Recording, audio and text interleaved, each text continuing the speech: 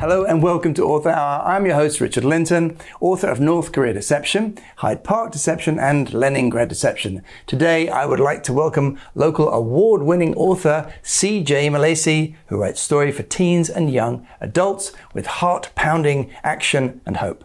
As a referee, she is always relearning the hard lesson that it's impossible to make everyone happy, and she's discovered that stories can be found anywhere, even on a lacrosse field. She's passionate about crafting stories of good overcoming evil, finding hope in the midst of seemingly hopeless circumstances, and true acceptance. Welcome, CJ. Thank you so much for having me, Richard. I'm having you back. Yes, having me back. I'm excited to be here. Because you have been on our show already. Yes. And so it's wonderful to have you back. I promised you would come back for your second book. So why don't you just tell us a little bit who you are again, because some people may not have seen the first episode, but just tell us who you are and a little bit about yourself.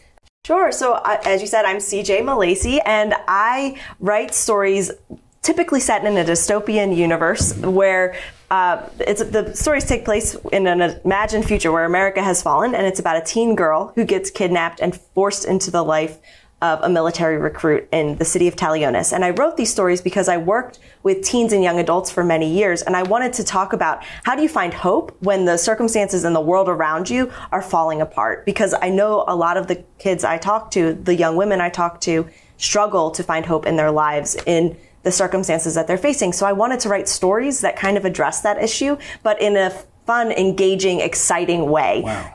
What a great ambition. Beautiful goal. So, and did you, and these young women, is it to do with your church, did you tell me? Yes. Yes. So there were young women that I mentored in my church youth group and in the young adult ministry and stuff like that. So I understand your goal there. And by the way, I do want to just cover that reference. Can you just tell us that lacrosse reference that we had in your introduction? Yes. Where does that come from? I'm a lacrosse referee as well. So I referee girls and women's lacrosse from the little girls, the youth lacrosse, all the way up to the college level. All right. Excellent. Excellent. So, you know, it's kind of a long way to go from, wanting to be positive and helpful to young people to going into writing a book. So, can you just speak a little bit more about that? Like, have you always wanted to write? Have you always read tons and tons and tons? Like, how did that first come about? And when did you first decide that you were really going to be a published author? Sure. So I was not the kid who knew what I wanted to be when I grew up. Okay. So as a young little girl or teenager, I didn't know I wanted to be an author. It wasn't something on my mind, but I always loved stories. Okay. So from a young age, my parents would read to my brother and I when we were little before bed. And so I got into stories at very little. And then as a teen, I devoured books. So I always loved stories. Mm-hmm. And then when I started talking to these girls about what they were going through in their lives and then reading the books they were reading, I found so many of them didn't have hope. They felt so depressing at the end, and these girls were already depressed. Right. And so I just wanted to write a story that actually addressed that in some way and brought hope into the mix. Okay. And that's why I started writing. So what age did you start writing? I was in my early 20s. I forget the exact year. Yeah, okay. Yeah. And so tell me more. I really do want to know. So you just started writing chapters or ideas? Sure. Well, I had no idea how difficult it was to write a novel. I was a little delusioned at the time. I thought, I'm going to sit down, I'm going to write the story, and I'll be done. When I finished, I thought that was the end. Right. I was so wrong. Right. So I wrote the first draft of my first story and realized how truly horrible it was, and then learned. But wait, did you ask people, or did you yourself just decide it was truly horrible? It was a little both. So my cousin and I had brainstormed stories. What's her name again? Rachel. You give her a beautiful Rachel Jakes. Yep. You give it, that's like one of the nicest dedications I've ever seen. It's so beautiful. I was going to ask you about Rachel. So you gave it to her. So she was there at the beginning. She was. From the beginning. She still loves me and reads my books. That's a miracle. It was not good. And she was trying to be kind and like, I don't know, I think it could be better. And so that was the first clue, I guess, that was like, okay, I need to look at this more, and realized that there was a long way I needed to go in learning the craft of writing, understanding how to write a great story, and take an idea and actually craft it into something that someone could enjoy for hundreds of pages. So that's when I really dove into studying the craft, reading books on it, listening to podcasts, taking courses, etc. I was going to say, so just walk us through some of those things, because I remember I did a writing course once, and I literally bought every book I could get on how to write.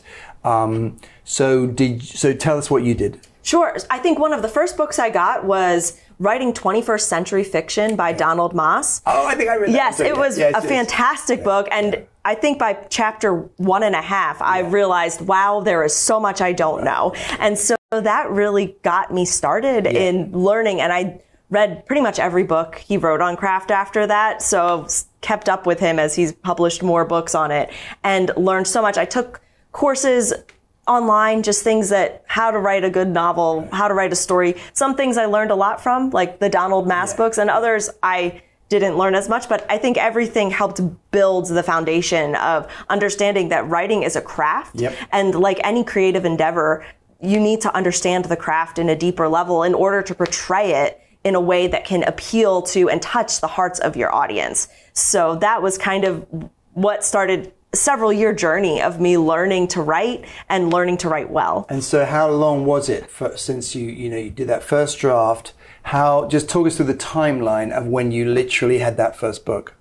So the first book that ended up becoming, the first book that I published was Recruit of Talionis. So I had written a version of that, which I think is just the seed of the idea that got planted and no longer looks anything like what it once was. And then it was, I think, probably close to 7 years of learning the craft and rewriting and writing other books, writing short stories, and then rewriting book one. Because then I looked at that again and understood for myself in an even deeper way, this book is not what it should be to be published. It is not at the level I want it to be, because I want people to get lost in my stories. And you want it to last forever, right? Because that's the beauty about what we do. I was just in New Hope the other day and saw this amazing painting that if I could have bought it, I would have bought it. It was like this cocktail glass and this beautiful turquoise color. Anyway, it was $17,000, so we didn't buy it. But I was saying, oh man, can you imagine being an artist in selling a painting? But the beauty about our thing is that we get to sell it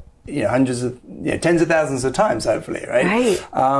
But what was going to ask you? So 7 years.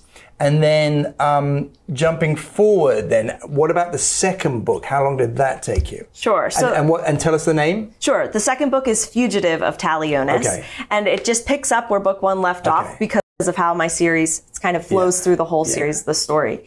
And that one took me much less time because I've learned how to write faster and better from the beginning, although I still need all my editors and beta readers and everything. But I think that one probably was about a year in process. So I'm trying to get everything streamlined so that I can write a cleaner first draft. My first drafts are still never going to be that clean, but just so that it's less edits down the road. Do you do scene by scene? Do you do like a plan? Tell us about that process. How do you just start writing, and then say, okay, now I'm going to go here, or do you like to have the whole book written out like in either a scene or a plan form? Tell us a little bit about that. So that's changed over the years. I used to be completely right by the seat of my pants, kind of sit down, just start writing. And now I really have a whole outlining process that I go through.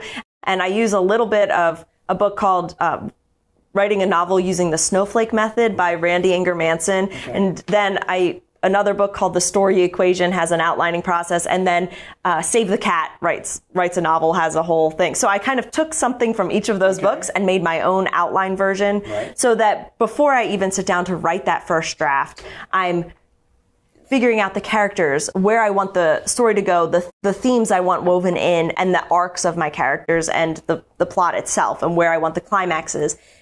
That is subject to change. I think once I start writing, things happen that surprise me even. And I want to let that happen. I like that part of the first draft creative process.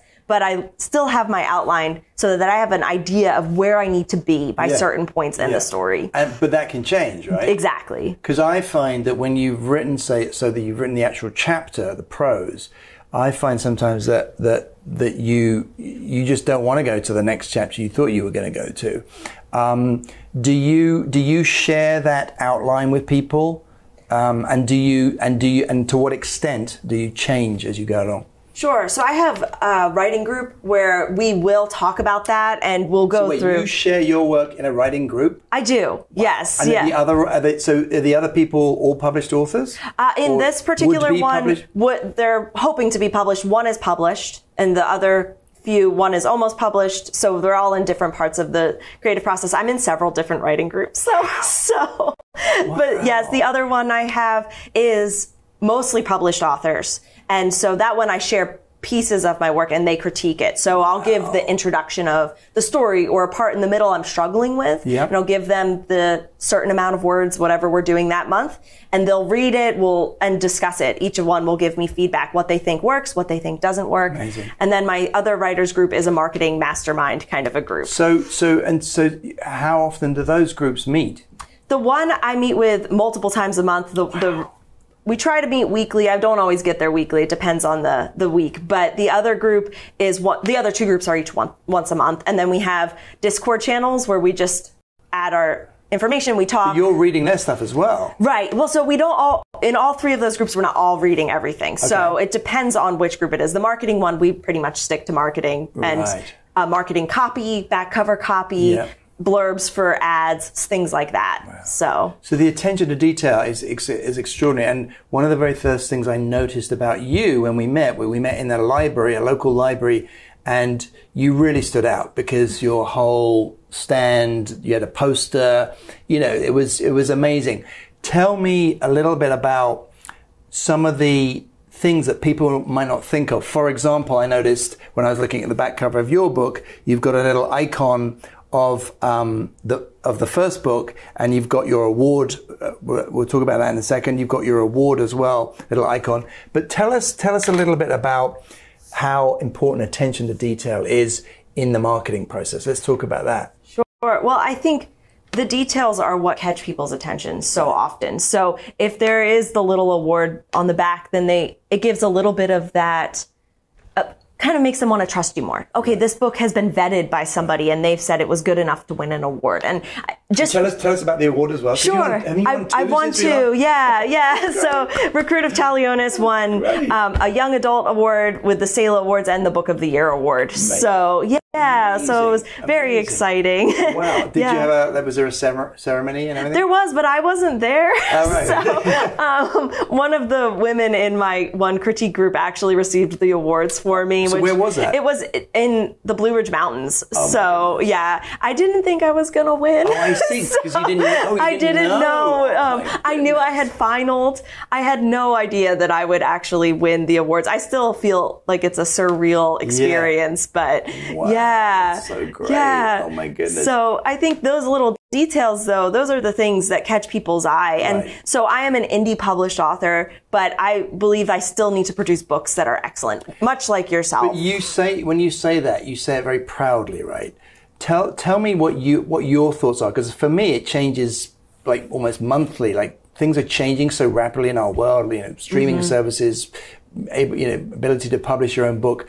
Talk to me a little bit about how you feel, or have felt over the last 2 or 3 years about traditional publishing versus indie publishing. I'm sure you have lots of thoughts about that. I do. So I like to differentiate even further. So I also like to call self-publishing its own category. Okay. Because when I think self-publishing has a very negative connotation. Yes, if someone says, I'm self-published, a lot of people will roll their eyes or not think much of it. Yes. And I think what I like to say, if self-publishing is I did it all by myself. Right. So I created my own cover. I did all my own editing. I did everything I did by myself. Whereas indie publishing is I'm choosing to independently publish my novel, but I'm working with a group of professionals to make this as a professionally produced product as somebody who had a book traditionally published. And you're paying them And I'm paying them. Right. So they're subcontractors. Yeah. I've hired my cover designer. She does work for other publishing companies. So she's got books all over the place, and I know she's worth every penny I pay her. She does a fabulous job. She certainly is. And so I'm willing to give her the money to produce a better quality cover than I could produce on my own. Right. And my editors, same thing, to go through that process. I just have to tell you the quick story about how I found my cover, my cover. I went to Barnes & Noble one Sunday afternoon, and I screenshotted the cover, and then I went inside the book and I screenshotted the name of the cover designers. Right. And even though these were top, like, Random House, Penguin, these were all major, like, it was the bestseller thing.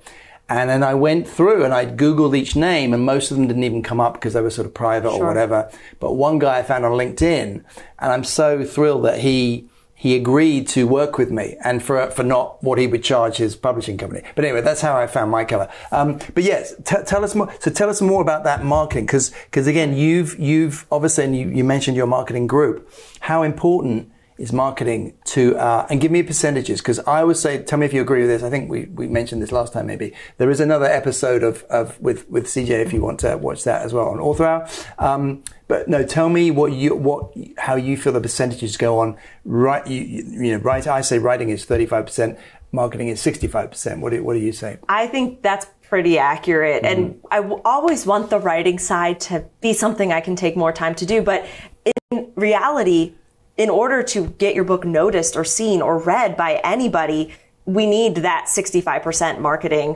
to be part of what we're doing. So some weeks when I'm really in drafting mode, I might be spending more time writing. It might be more 50-50 split of my time that I can devote to my own work.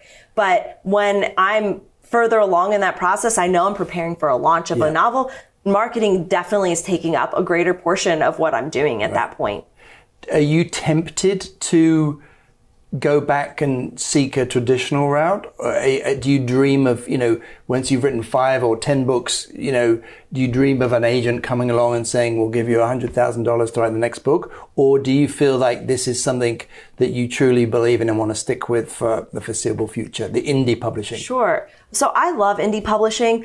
I think I kind of hold it all with an open hand. If someone came up or if I had a specific book that maybe was a little different than what I'm currently writing, and I thought it might do better with a publishing house, and I had an agent who wanted to shop it around, I would consider that route. I'd definitely prayerfully look at that option. But I don't say that because I'm ashamed of indie publishing, because I do love the options, the opportunities that come with freedom, yes, the freedom that comes with independently publishing my own work.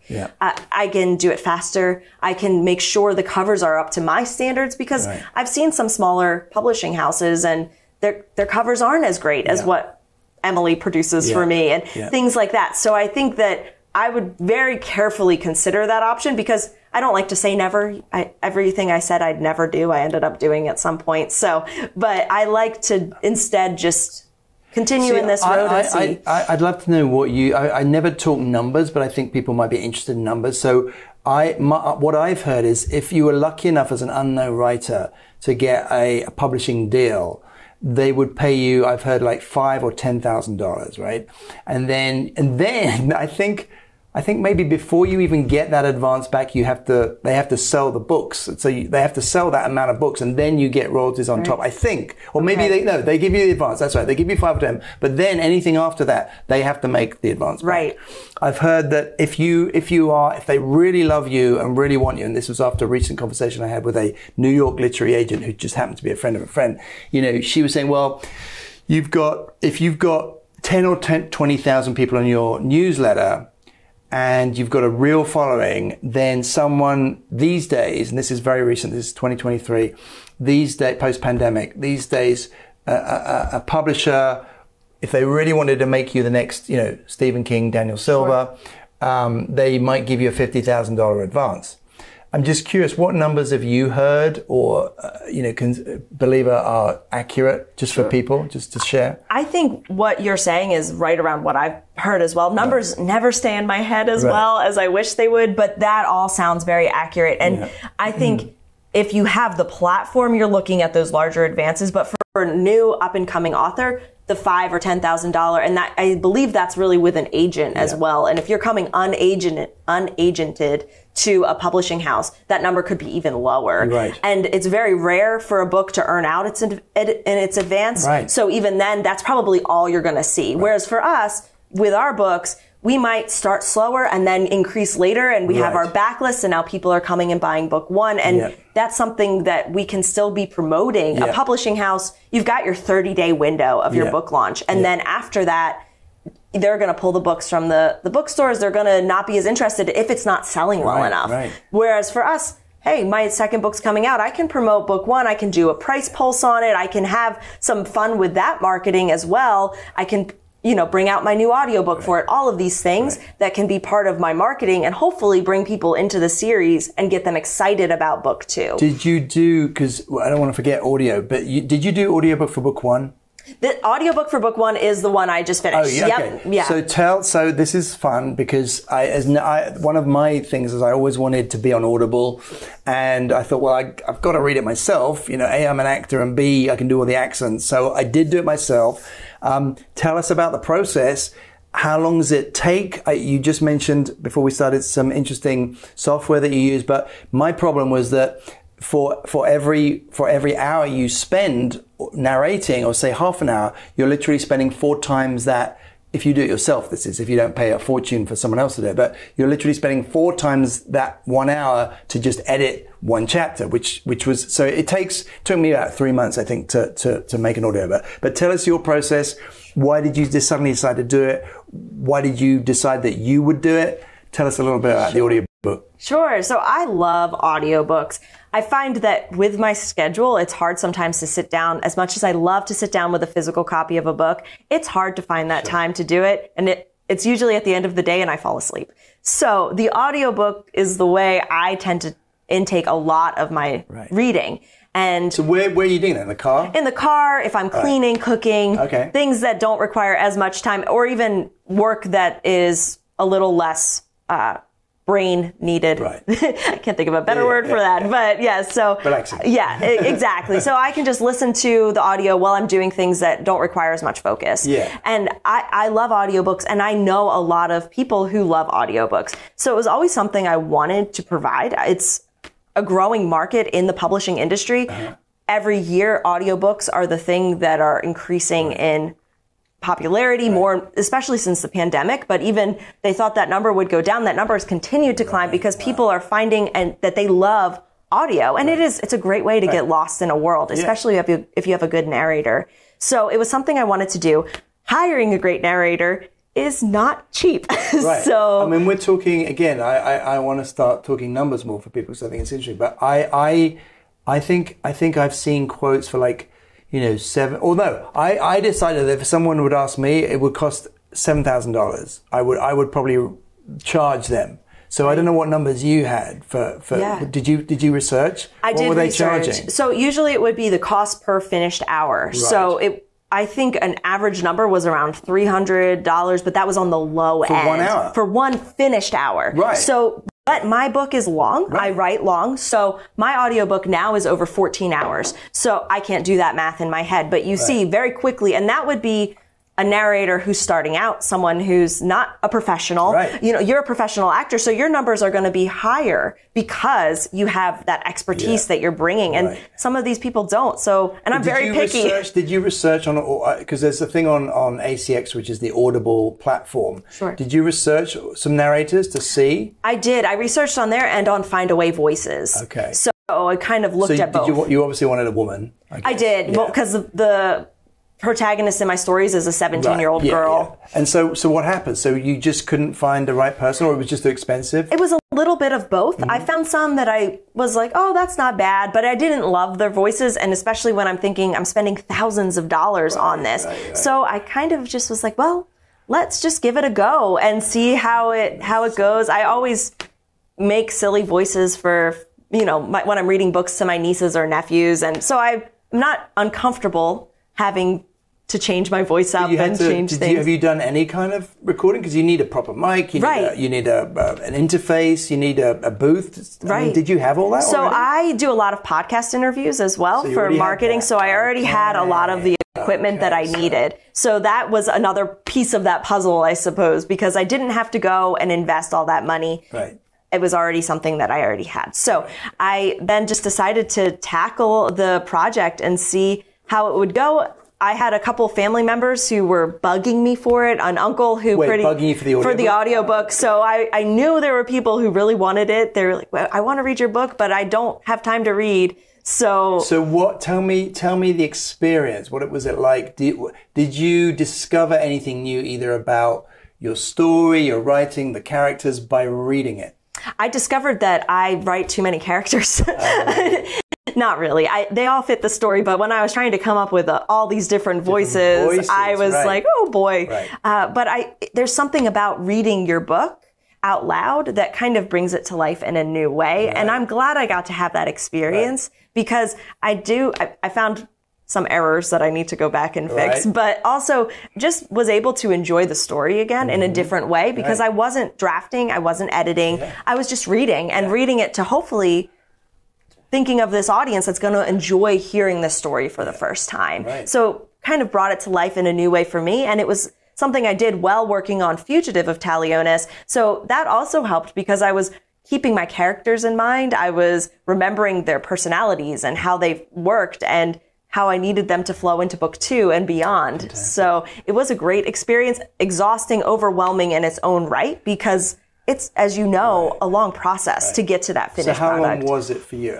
Just to give people a sense of the time it takes. Sure. So Did you do like one chapter at a time, like me? Yeah, my chapters are relatively short, so sometimes I could do a little bit more. Okay. It depended on how much time I had in the day, because this was something I was fitting into my schedule and not something that was already organically a part of my schedule. Right. So it was here and there over months of time. Okay, and so then several months. Yeah. So you didn't do it all at once. I didn't do it all at once. Yeah. But one of the things, I use a Hindenburg narrator for my audio recording, and they have a way that you can have a favorites menu where I could keep my character voices all there. So I could save it. So I would be reading and come to a part where Laban, for example, showed up. So I could just play how I had his voice sound earlier in the story, and then be like, okay, this is how I need him to sound now. Wow. And so even though there were these gaps between when I was able to record, I was able to stay in, hopefully within the same flow of the story and the same voices and all of that. And it's Hindenburg, what is it again? Narrator. Yeah. So if anyone wants to try that, because it sounds like a really, really helpful way of doing it. Couple more things before we finish. I want you to tell us about this idea of, first of all, tell us what Kickstarter is.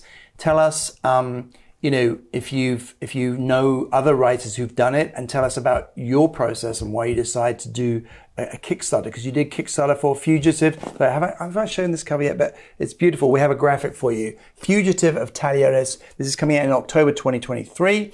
But tell us about the Kickstarter campaign and why you decided to do that.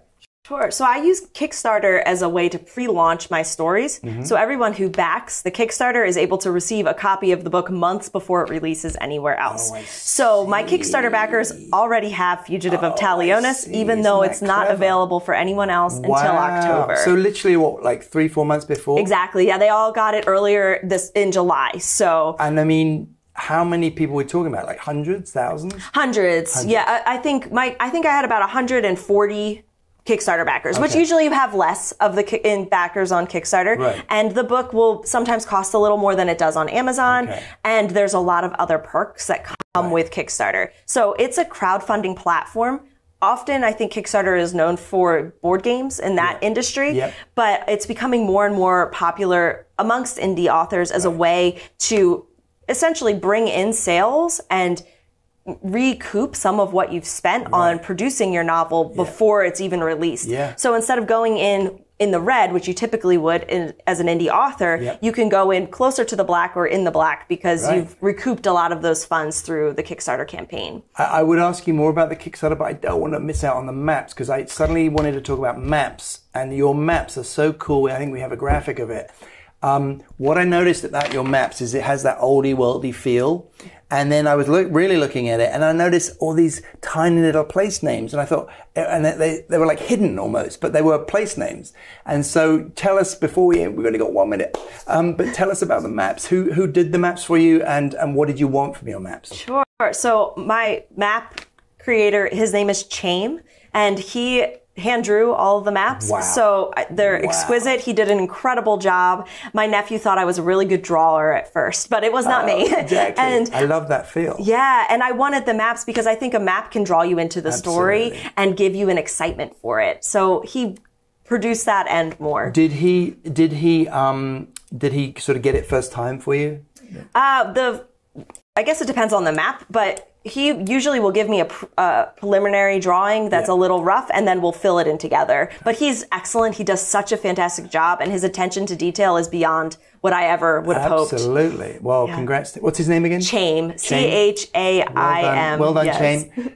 CJ, we've whizzed by. I knew I wouldn't even need these questions because it's always so great talking to you. Thank you so much. If you want to find out more about CJ, you go to cjmilacci.com, correct? Correct. CJMILACCI, correct? Yes. Yeah, so www.cjmilacci.com. And then finally, don't forget Leningrad Deception. My book 3 is out now.